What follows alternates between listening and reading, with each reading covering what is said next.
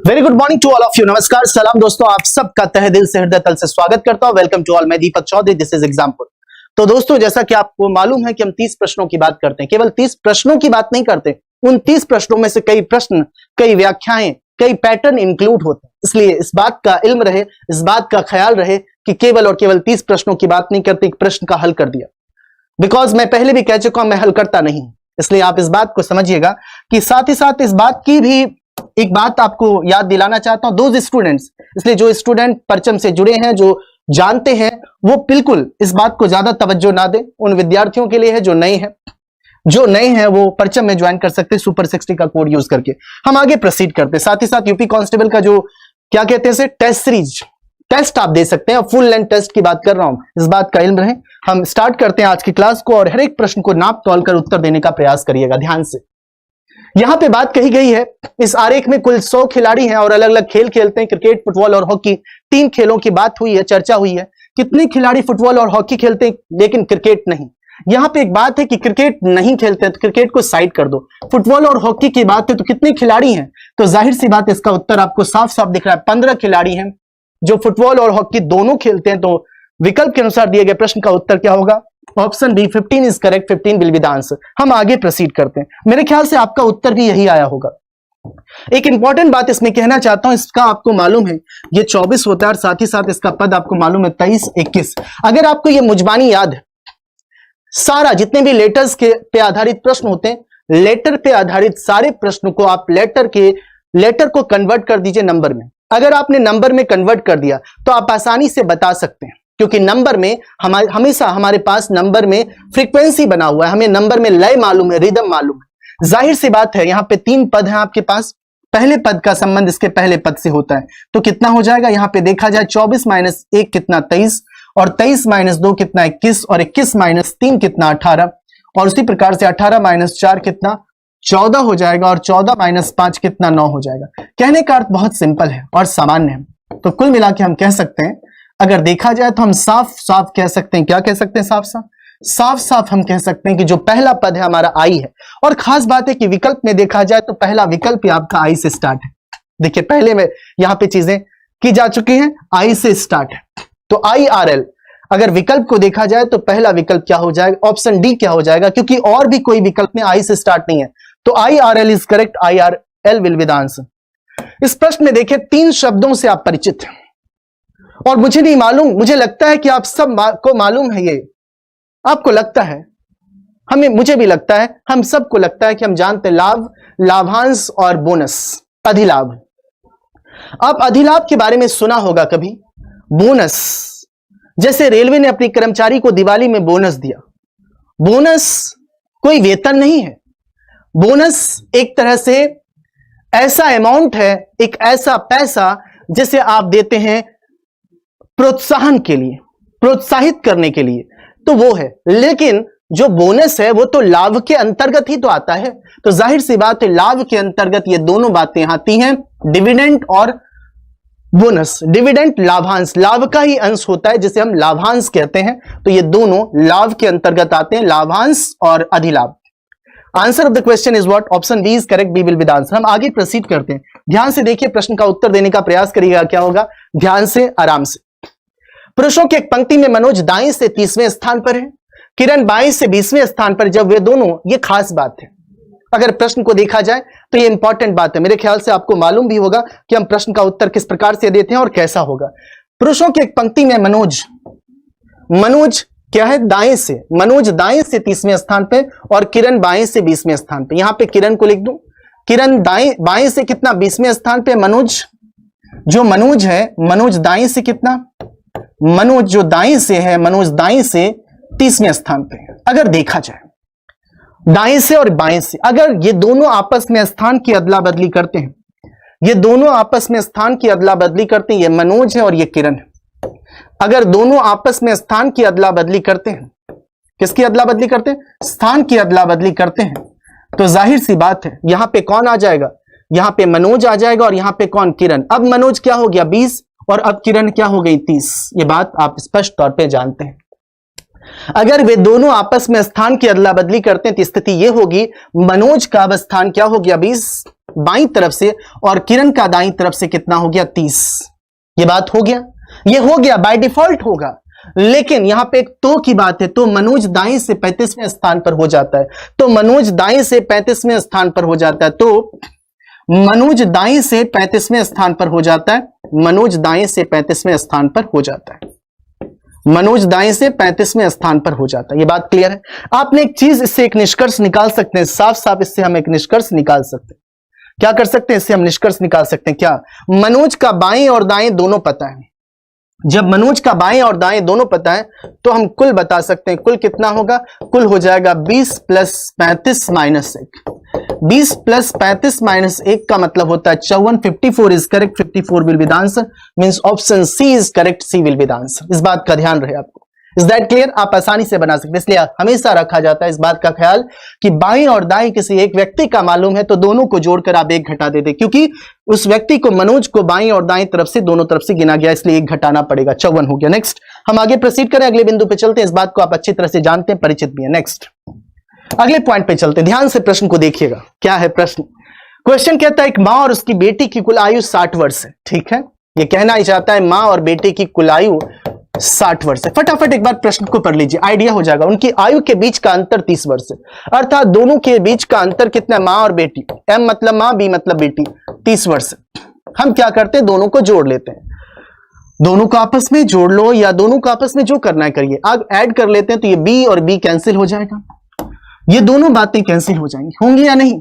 B B plus minus 0 और m plus m कितना 2m हो जाएगा, और 2m बराबर कितना 90 हो जाएगा। जाहिर सी बात है m बराबर कितना 45 हो जाएगा। कैसे? 90/2। ये बात जाहिर है। 45, ये जो मां है, मां की उम्र कितनी हो जाएगी? 45। साफ साफ आपको दिख रहा होगा कि मां की उम्र कितनी हो जाएगी। मां की जो उम्र है, मां की उम्र कितनी हो जाएगी मित्र? मां की उम्र 45 हो जाएगी। होगी या नहीं? जाहिर सी बात है, होंगी। तो दिए गए विकल्प के अनुसार option B is correct, B will be the answer. तो मां की उम्र कितनी हो जाएगी? 45, और बेटी की उम्र कितनी हो जाएगी? 15, क्योंकि दोनों की उम्र 60। जाहिर है। अगले प्रश्न पे चलते हैं, और इस प्रश्न को कौन नहीं जानता है? मेरे ख्याल से इस प्रश्न से वाकिफ हो चुके हैं इतनी बार कि एग्जाम में आए प्रश्न कैसा भी डिजाइन हो आप आराम से बना सकते हैं। ये प्रश्न न्याय निगमन का प्रश्न है। किसका प्रश्न है मित्र? न्याय निगमन का प्रश्न है, न्याय निगमन। अगर आप न्याय निगमन की बात करते हैं, इसमें कथन ही सर्वे सर्वा है। तो कथन बनाया हमने सभी पौधे, पौधे कर दिया। क्या है सभी पौधे? सभी पौधे फूल हैं और कोई फूल नीला नहीं है। क्या है मित्र? कोई फूल क्या है? कोई फूल नीला नहीं है। सभी पौधे फूल हैं और कोई फूल क्या है? नीला नहीं। इस बात की जानकारी हो आपको। सभी पौधे फूल हैं और कोई फूल क्या है? नीला नहीं। कोई फूल आपका नीला नहीं, मतलब फूल का नीला से कोई संबंध नहीं। नीला फूल के अंदर नहीं जा सकता, इसका मतलब नीला पौधे के अंदर भी नहीं जा सकता। ये बात पक्की है, क्योंकि सभी पौधे फूल हैं, कोई फूल नीला नहीं है। जब नीला फूल के अंदर नहीं जाएगा तो नीला पौधे के अंदर भी नहीं जा सकता है। आते हैं निष्कर्ष। अगर हम निष्कर्ष की बात करते हैं, कुछ पौधे नीले हैं। पौधे और नीले में कोई ताल्लुक है? कोई ताल्लुक नहीं। जो पौधे, वे पौधे जो नीले हैं, हे भगवान, पौधे और नीले में कोई ताल्लुक नहीं। और निष्कर्ष क्या कह रहा है? वे पौधे जो नीले हैं, ये है ही नहीं। वे पौधे जो नीले है ही नहीं। हाँ, वो अलग बात है अगर कहता वे फूल जो पौधे हैं वो नीले नहीं है।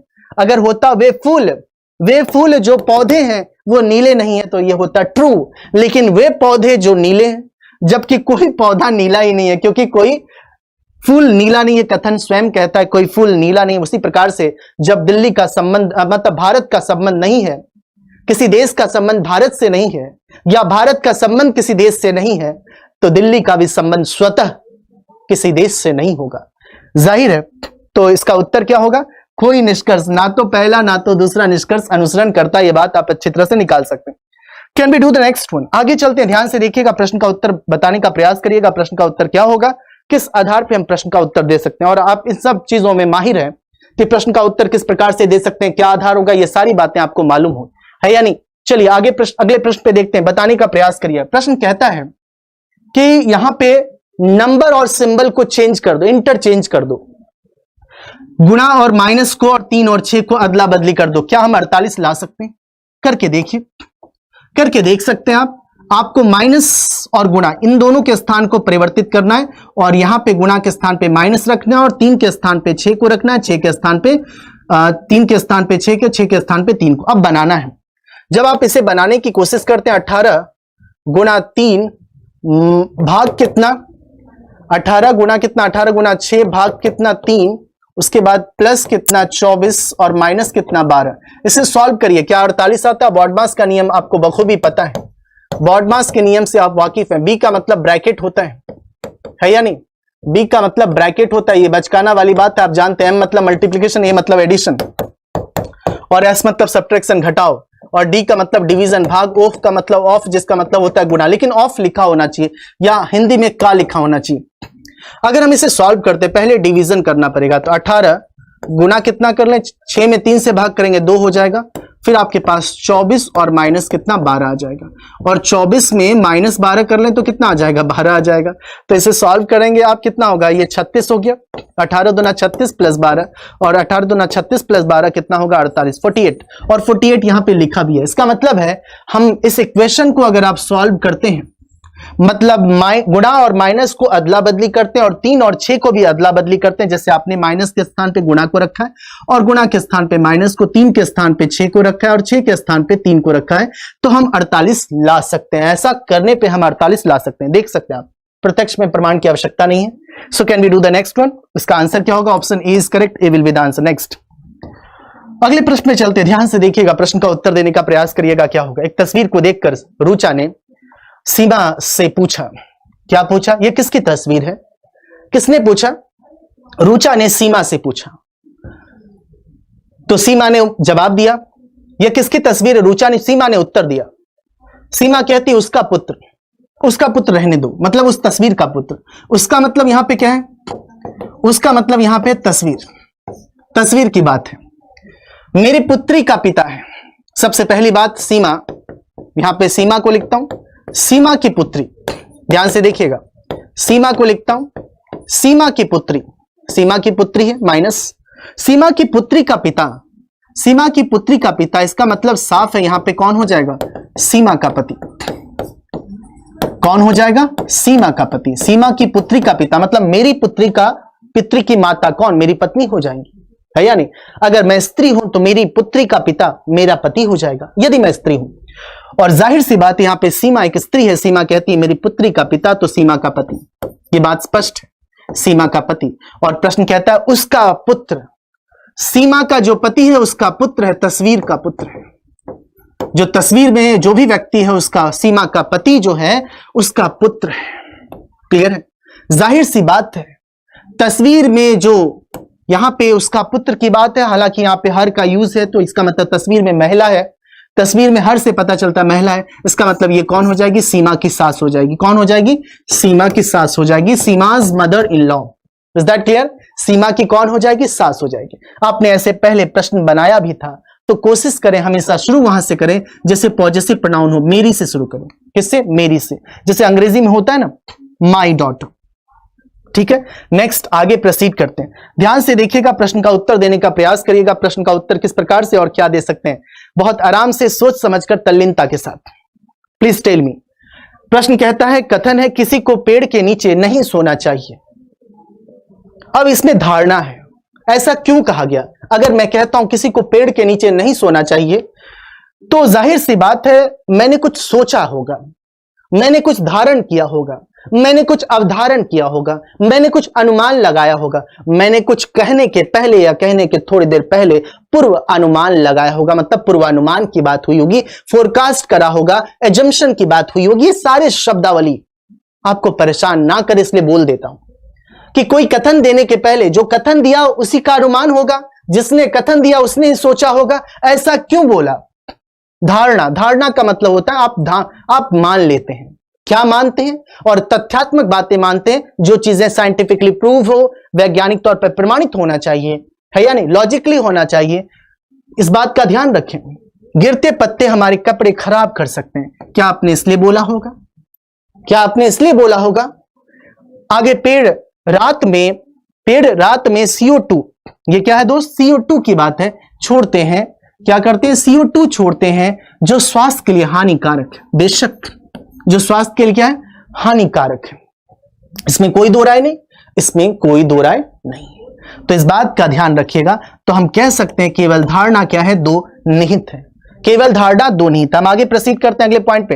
देख सकते हैं in English, one should not sleep under a tree, assumptions are falling leaves can spoil our clothes, and second one is trees release CO2 at night, CO2 at night, which is pernicious to our health, injurious to our health या harmful to our health. What? कुछ भी आप कह सकते हैं, ऐसे शब्दों का प्रयोग कर सकते हैं। यहां पे बात करते हैं, यहां पे आपको जितने भी आपके पास दिए गए हैं शब्द याद रखिएगा, इसे कहते हैं तार्किक, मतलब लॉजिकल सीक्वेंस ऑफ वर्ड्स, मतलब शब्दों का तार्किक क्रम की बात होती है। इसे हम अर्थ के आधार पे बनाते हैं या डिक्शनरी के आधार पे बनाते हैं। यहां पे शब्द के आधार पे बातचीत की गई है, क्योंकि यहां पे शब्द दिए गए, विश्व है, गेटवे ऑफ इंडिया है, तो आप कैसे बना सकते हैं? आप इसको बनाने का दो तरीका है, या तो विश्व से होते हुए आएंगे, या छोटे से होते हुए बड़े की तरफ जाएंगे, या बड़े से होते हुए छोटे की तरफ आएंगे। दो तरीके से बना सकते हैं। यह निर्भर करता है विकल्प में कि वो कैसे बनाया है। उदाहरण के तौर पे हमें ऐसे बना सकते हैं, पहले विश्व होगा, विश्व के अंदर क्या होगा, तो आप ऐसे भी बना सकते हैं, पहले गेटवे ऑफ इंडिया होगा। गेटवे ऑफ इंडिया है कहां? मुंबई में। मुंबई कहां है? महाराष्ट्र में। महाराष्ट्र कहां है? भारत में। भारत कहां है? विश्व में। आप चाहे तो ऐसे भी बना सकते हैं या उल्टा बना सकते हैं, मर्जी चाहे जैसे भी हो, जैसे चाहे मर्जी आप बनाइए, ठीक है। कुल मिला के आपके पास विकल्प दिए गए, इस आधार पे आप बना सकते हैं।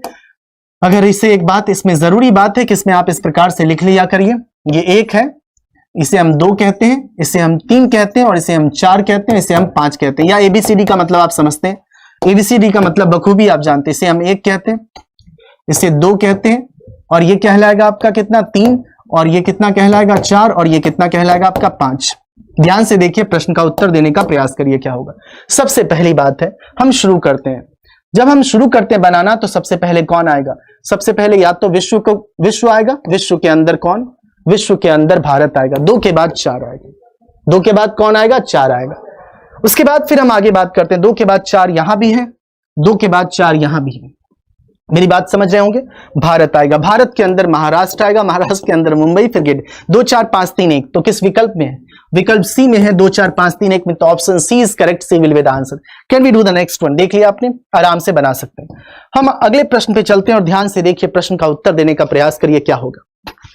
कथन है आपके पास, एक कूट भाषा में फ्रेश को लिखा गया UIV। कोडिंग डिकोडिंग में आपको कोई दिक्कत नहीं हो सकती, क्योंकि कोडिंग डिकोडिंग की प्रश्न आपके लिए पहली बार नहीं। हम कोडिंग डिकोडिंग को पूरी क्लास में यूट्यूब पर ही कंप्लीट पढ़ चुके हैं।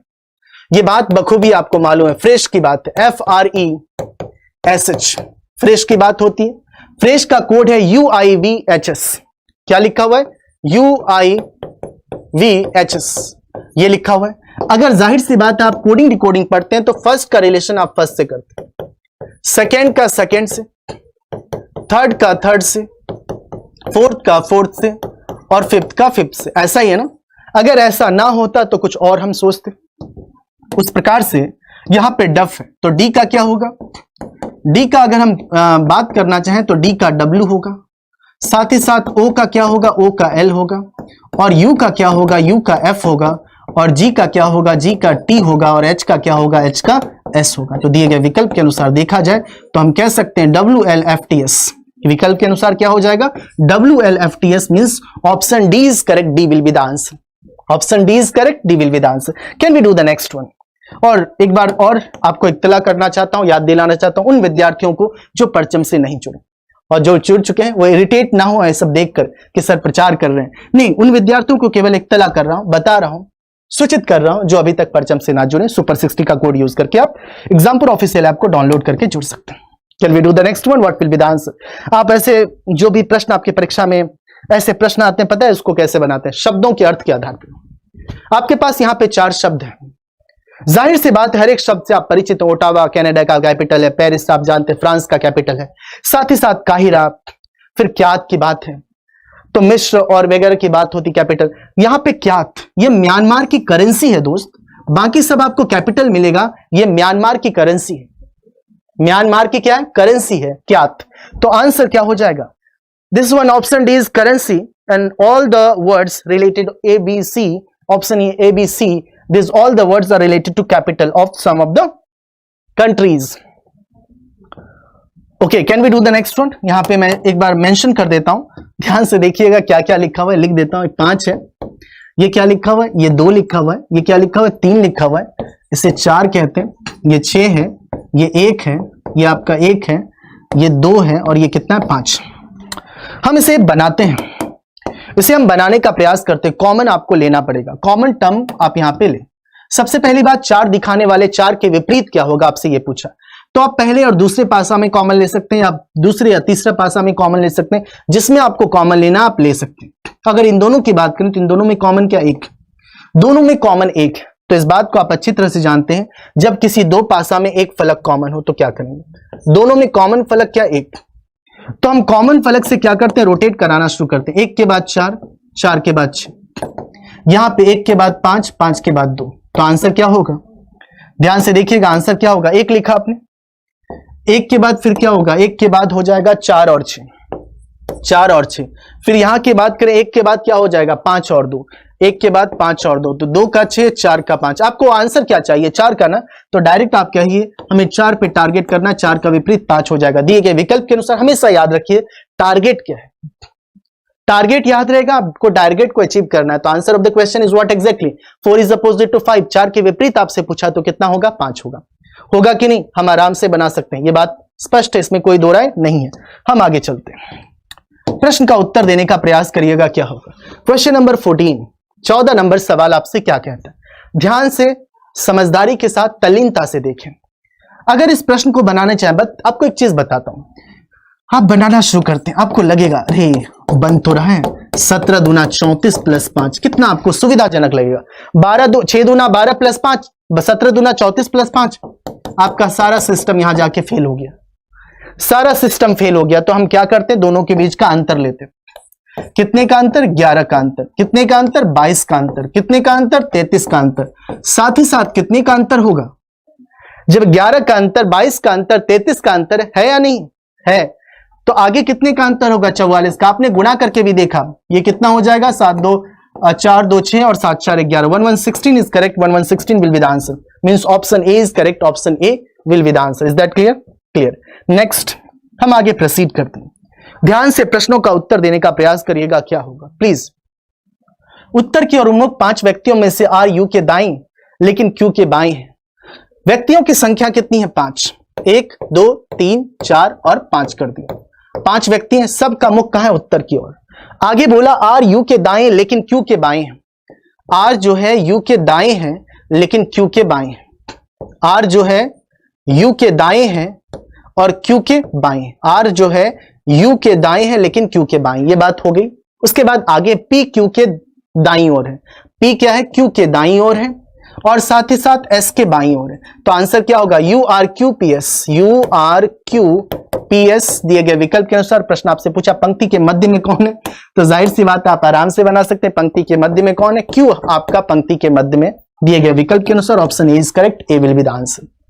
Option A is correct, A will be the answer. Look, जो आपसे प्रश्न कहा उसको उतना आपने लिखा। Can we do the next one, next. ध्यान से देखिए, प्रश्न का उत्तर देने का प्रयास करें, सारी बातें इसमें लिखी गई हैं, उसके आधार पर प्रश्न का उत्तर आपको देना है। ध्यान से समझिए और प्रश्न का उत्तर दीजिए, बेहतरीन उत्तर दीजिए। क्या होगा सवाल है, प्रश्न को हम ध्यान से समझेंगे। श्याम रिया का भाई है, एक एक चीज जो पॉसिबल है वो सब लिखें। श्याम क्या है, रिया का भाई है। श्याम क्या है, रिया का भाई है। हमने एक एक नाम यहां पे लिख दिया फटाफट। श्याम के लिए श लिख सकते हैं, ज्यादा आपको लिखने की जरूरत नहीं। श्याम के लिए श लिख सकते हैं। किसका भाई है, रिया का भाई है। रिया के लिए आप माइनस और श्याम भाई है प्लस। रिया का जेंडर अभी नहीं पता, पता चलेगा आगे है।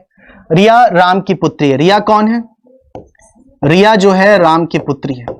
किसकी पुत्री है, राम की पुत्री है, माइनस। और श्याम और रिया आपस में भाई बहन है।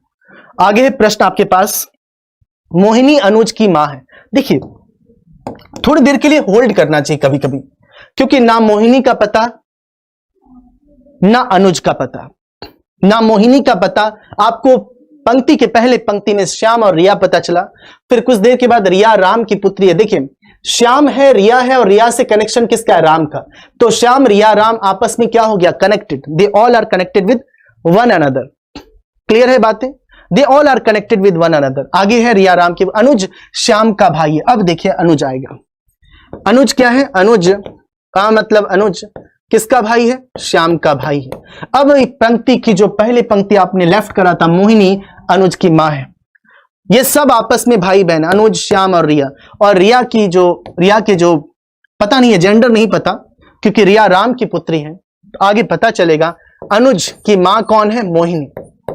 अनुज की मां कौन है? मोहिनी। जब पता चल गया अनुज की मां मोहिनी है और ये आपस में सब भाई बहन है, तो श्याम की भी मां मोहिनी है, रिया की भी मां मोहिनी है, क्योंकि अनुज, श्याम और रिया आपस में भाई बहन है। तो जब अनुज की मां मोहिनी है तो श्याम और रिया की भी मां मोहिनी होंगी, और जाहिर सी बात है ये कौन हो जाएंगे? पिता हो जाएंगे, अर्थात ये दोनों पति पत्नी। तो प्रश्न पूछता है कि मोहिनी राम से किस प्रकार संबंधित है? तो मोहिनी पत्नी है किसकी? राम की। मोहिनी पत्नी है किसकी? राम की। ये बात देख लीजिए आप तसल्ली से, मोहिनी पत्नी है किसकी? राम की। Can we do the next one? आगे चलें, आगे प्रोसीड करते हैं। ध्यान से प्रश्न को देखिएगा, उत्तर देने का प्रयास करिएगा क्या होगा। प्रश्न कहता है यहां पे सादृश्यता का प्रश्न है। बराबर जिस प्रकार से 13 का संबंध 84.5 से है, जिस प्रकार से 13 का संबंध 84.5 से है, उसी प्रकार से 20 का संबंध किससे होगा? 13 का संबंध 84.5 से है तो क्या होगा? 13 का स्क्वायर भाग 2, 13 का स्क्वायर भाग 2 है या नहीं? 13 का स्क्वायर भाग 2 होगा। जिस प्रकार से 13 का संबंध 84.5 से, उसी प्रकार से 20 का संबंध किससे होगा? तो किससे होगा? 20 का स्क्वायर भाग 2 कितना? 200 is correct. 200 will be the answer. दिए गए विकल्प के अनुसार option D is correct. D will be the answer. Can we do the next one? आगे चलते। देखा आपने, उन प्रश्नों को फटाफट आप बना सकते हैं जो प्रश्न आपको लगेगा कि हाँ तुरंत हम कर सकते हैं, हम सहज हैं और हम सरलता से प्रश्न का उत्तर दे सकते हैं। आपके सामने प्रश्न संख्या 18 है। 18 क्या कहता है? ध्यान से देखिए, सारी बातें पता है, ध्यान से देखिए, उत्तर देने का प्रयास करिएगा।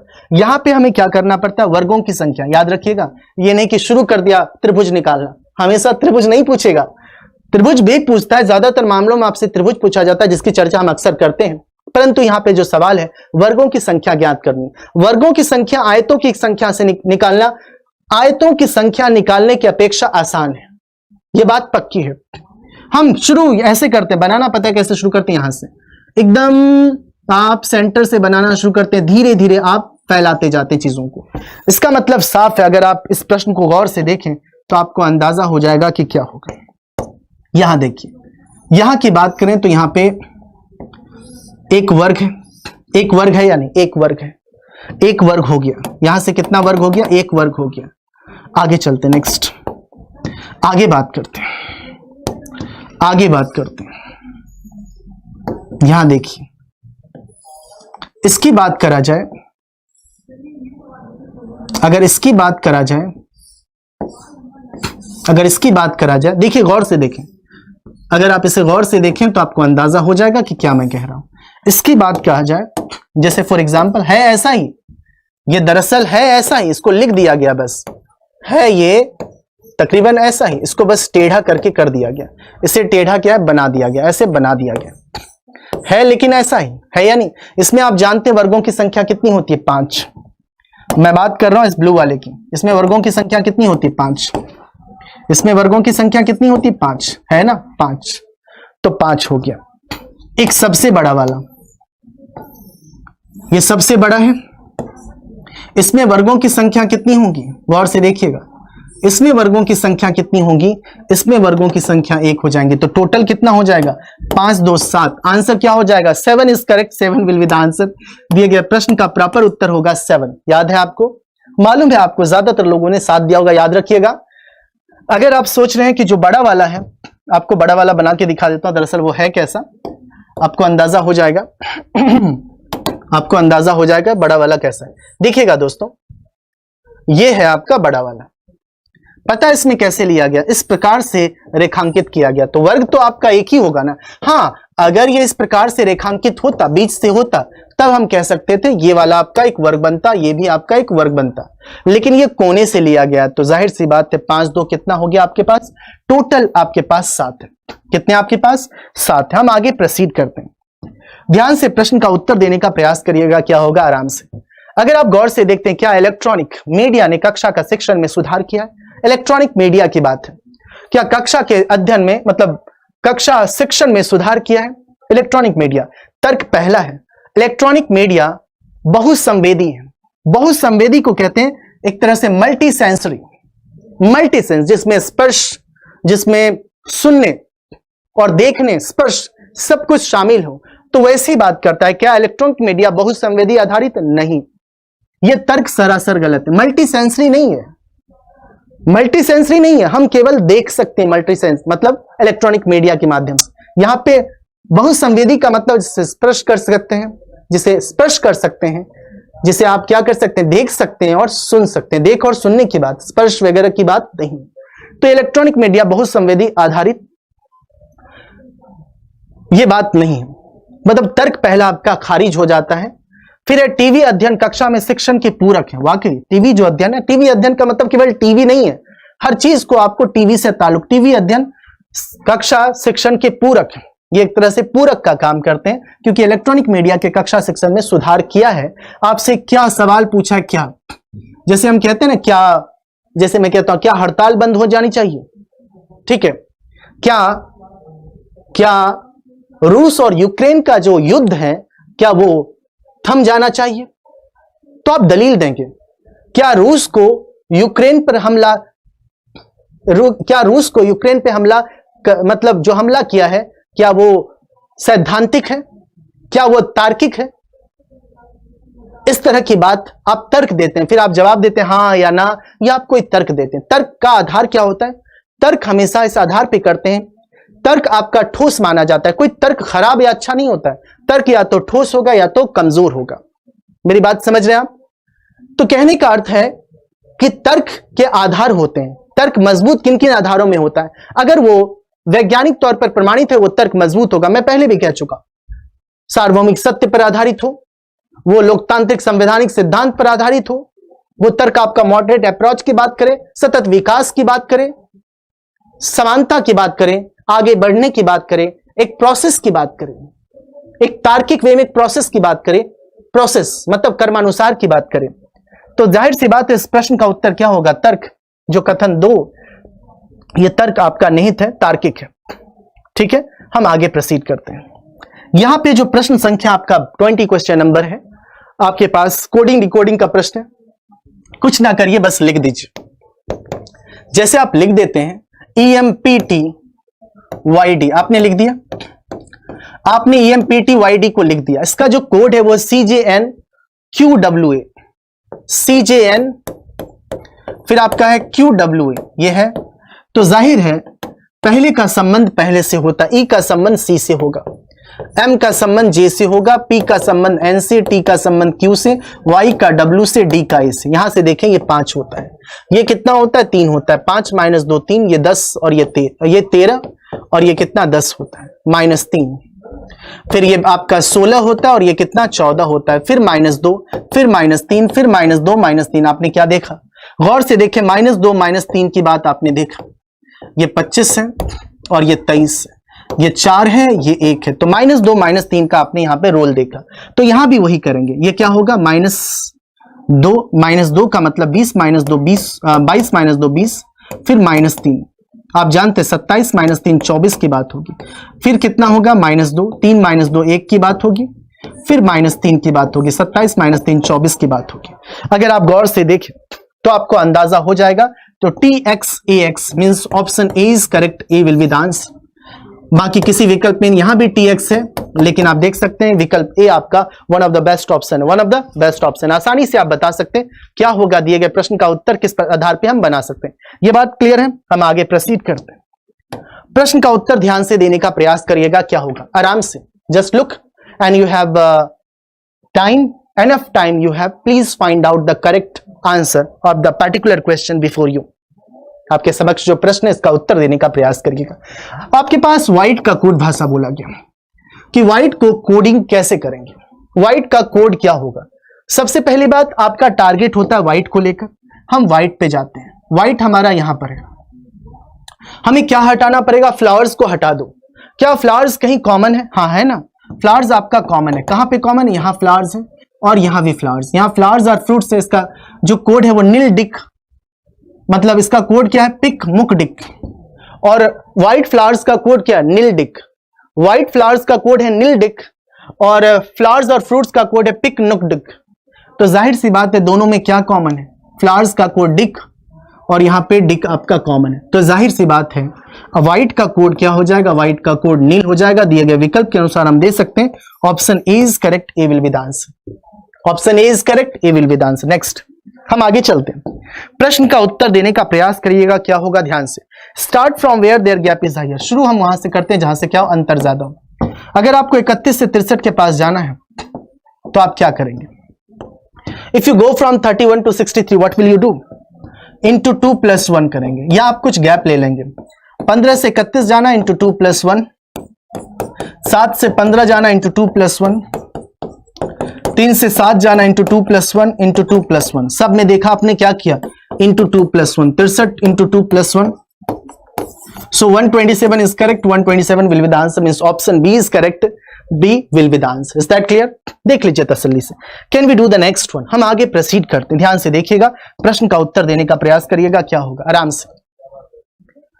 यहां पे आपके पास पता होना चाहिए कि यहां पे श्वेता, तान्या, उस्मान और विपिन 4 व्यक्ति हैं, और प्रश्न कहता है कि कौन सबसे लंबा है, और आपके पास कथन के रूप में 2 कथन है। क्या आप कौन सबसे लंबा है, क्या आप केवल कथन 1 से बता सकते हैं, कौन सबसे लंबा है क्या केवल कथन 2 से बता सकते हैं, या दोनों को मिलाकर बताना होगा, या दोनों को मिलाकर भी नहीं बता सकते हैं। आपको प्रश्न का उत्तर देना, विकल्प आपके पास इस प्रकार से दिया गया है। सबसे लंबा को तय करना, 4 व्यक्ति हैं आपके पास। कथन 1 क्या कहता है, सुने। कथन 1 कहता है कि उस्मान केवल तान्या से छोटा है। फेल हो गया, मतलब आंसर इसी में, उस्मान केवल तान्या से छोटा है, तो हमने उस्मान को लिखा, यहां पे उस्मान को लिखा, उस्मान केवल तान्या से छोटा है। केवल, केवल शब्द का प्रयोग है ना, उस्मान केवल तान्या से छोटा है, उस्मान जो है केवल तान्या से छोटा है, तो सबसे लंबी कौन हो जाएंगी, तान्या सबसे लंबी हो जाएंगी। पहले से आपका उत्तर आ जाता है या नहीं। अगर मैं घर में 4 भाई हूं, मैं कहता हूं कि मैं केवल रोहन से छोटा हूं, इसका मतलब सबसे बड़ा वाला भाई कौन है, रोहन हो जाएगा। सबसे बड़ा वाला भाई कौन हो जाएगा, रोहन हो जाएगा, ये बात पक्की है। उसके बाद हम आगे प्रोसीड करते हैं। दूसरा कथन है आपके सामने, दूसरा कथन क्या कहता है, सुनिए। कथन सेकंड कहता है आपसे, कथन सेकंड क्या कहता है, सुने। विपिन केवल श्वेता से लंबा है। विपिन जो है, विपिन केवल क्या, श्वेता से लंबा है, श्वेता से लंबा है, बाकियों से विपिन छोटा है। पता नहीं यहां पर कौन, यहां पे 2 व्यक्ति हो सकते हैं, या तो उस्मान, या यहां पे कौन होगा, उस्मान या तान्या, पता नहीं। इससे हम निष्कर्ष नहीं निकाल सकते सबसे लंबा या लंबी कौन है। तो हम कह सकते हैं कि केवल प्रश्न का उत्तर देने के लिए केवल एक ही पर्याप्त है, प्रश्न का उत्तर देने के लिए केवल एक ही पर्याप्त है, हम ऐसा कह सकते हैं। ये बात पक्की है, ये बात पक्की है, आप आराम से इसका उत्तर दे सकते हैं। हम आगे प्रोसीड करें, देख लीजिए आप तसल्ली से। आगे प्रोसीड करते हैं नेक्स्ट, अगले पॉइंट पे। बहुत चौकन्ना रहिए और उत्तर दीजिए, प्रश्न का उत्तर क्या होगा, किस आधार पे दे सकते हैं। यहां पे आपके पास कितने, 6 व्यक्ति हैं। जैसे 6 व्यक्ति हो, कहां, एक वृत्त में बैठे हो, एक वृत्त के अंदर 6 व्यक्ति बैठे हुए। हमने एक वृत्त बनाया, 6 व्यक्ति को बनाया, है ना, केंद्र की ओर मुख करके बैठे हैं, और सभी का केंद्र की ओर मुख करके बैठे हैं, तो ये दायां है और ये हिस्सा आपका बायां है। प्रश्न कहता है सी डी के बाईं ओर है, डी के बाईं ओर है, डी के बाईं ओर कौन है, सी। बना दिया एकदम साफ, नीट एंड क्लीन, डी के बाईं ओर कौन है, सी। आगे देखिए, आगे क्या है, एफ, ए और ई के मध्य। एफ किसके मध्य, ए और ई के मध्य है, ए और ई के बीच में है।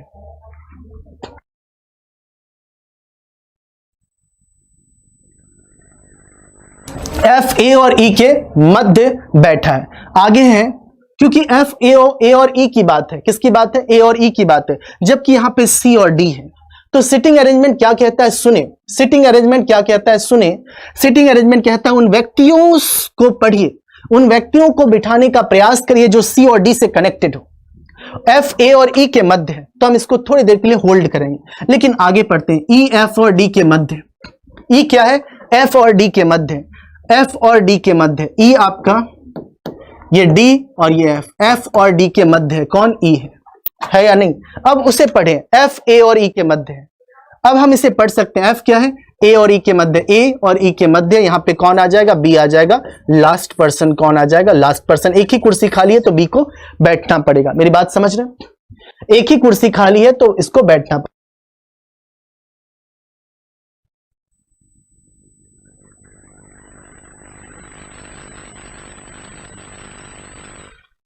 ये बात स्पष्ट है ना, तो हम बी को यहां पे बिठा देंगे। प्रश्न कहता है who is sitting to the left of F, F के ठीक बाईं और कौन है। प्रश्न कहता है एफ के ठीक बाईं और कौन है, तो एफ है ना, एफ का सबका फेस इधर है, ये दायां और बायां, एफ के बाईं और ई है। साफ साफ कह सकते हैं एफ के बाईं और कौन है, E. Option D is correct, D will be the answer. Is that clear? Option D is correct, D will be the answer. Can we do the next one? आगे चलते हैं।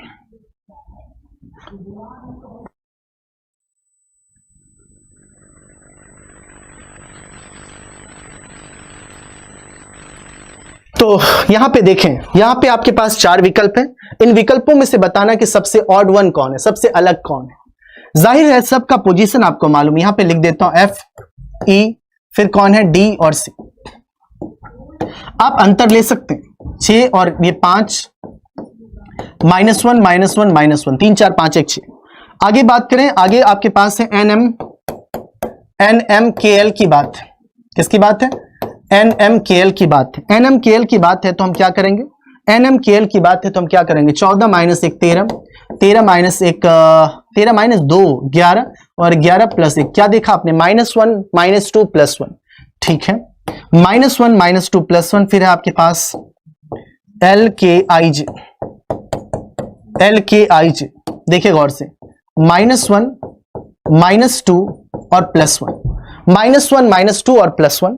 फिर हम चलते हैं आगे, मेरे ख्याल से ये भी आपको दिख रहा होगा, -1 -2 और +1 देखा आपने, आराम से आप बना सकते हैं। सब में क्या -1 -2 +1।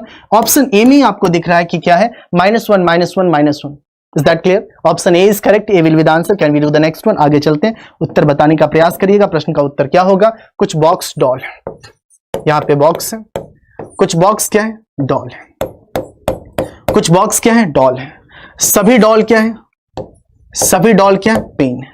कुछ बॉक्स क्या है, कुछ बॉक्स क्या है, कुछ बॉक्स क्या है, डॉल है। क्या है, डॉल है। और सभी के सभी डॉल क्या है, सभी के सभी डॉल क्या है, सभी के सभी डॉल पेन है। निष्कर्ष पहला है, निष्कर्ष पहला क्या है, सुने, कुछ बॉक्स पेन है, कुछ बॉक्स पेन है, साफ साफ दिखता है। कुछ बॉक्स क्या है, पेन है।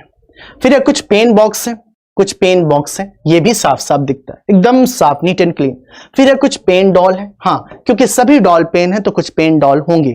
देख लीजिए हिस्सा डॉल और पेन दोनों का है ना। आगे है सभी पेन डॉल है, नहीं सभी पेन डॉल नहीं, ये सभी पेन डॉल नहीं है, तो ये आपका डाउटफुल आंसर हो जाएगा। केवल पहला, दूसरा और तीसरा, मतलब 1 2 3 आपका सही, means option B is correct, B will be the answer. गौर से देखें, इसमें लिखा है 1 2 3 अनुसरण करते हैं, तो पहला दूसरा तीसरा सही है। 26 नंबर क्वेश्चन, नेक्स्ट आगे प्रोसीड करते हैं।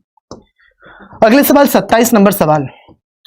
27 आपका क्वेश्चन नंबर है, आप बताने का प्रयास करिएगा प्रश्न का उत्तर किस प्रकार से, किस आधार पर दिया जाएगा।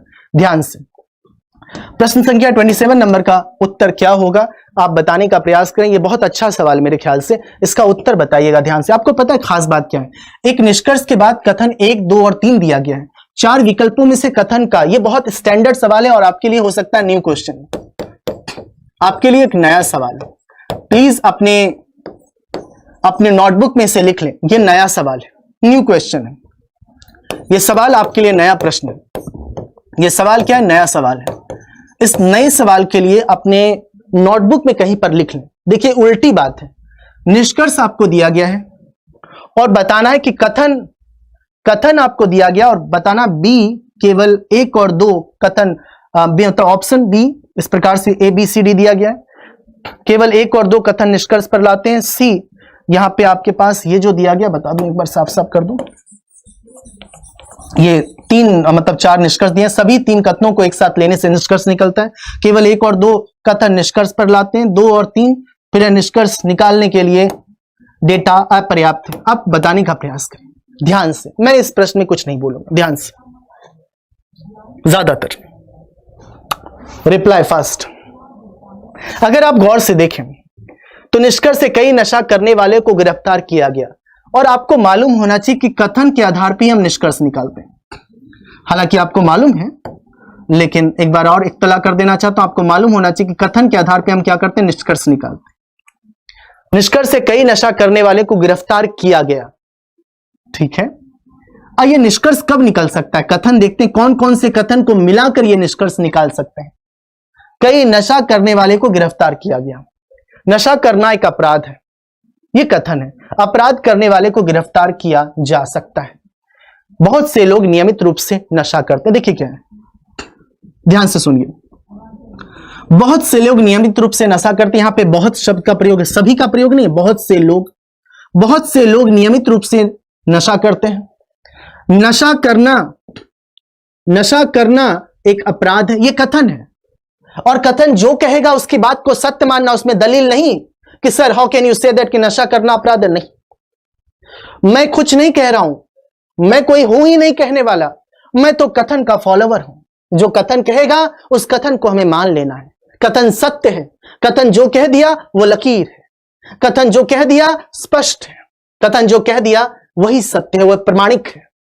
मैं कुछ नहीं कर सकता हूं, कोई कुछ नहीं कर सकता है। अब देखें, इसलिए इस पे सवाल नहीं उठाना कि सर कैसे कह सकते हैं कि नशा करना अपराध है। देखिए, बहुत से लोग नियमित रूप से नशा करते हैं, कथन है, और इसी के आधार पे आपको बताने ये निष्कर्ष निकाला जा सकता है, नशा करना एक अपराध है। अपराध करने वाले को गिरफ्तार किया जा सकता है।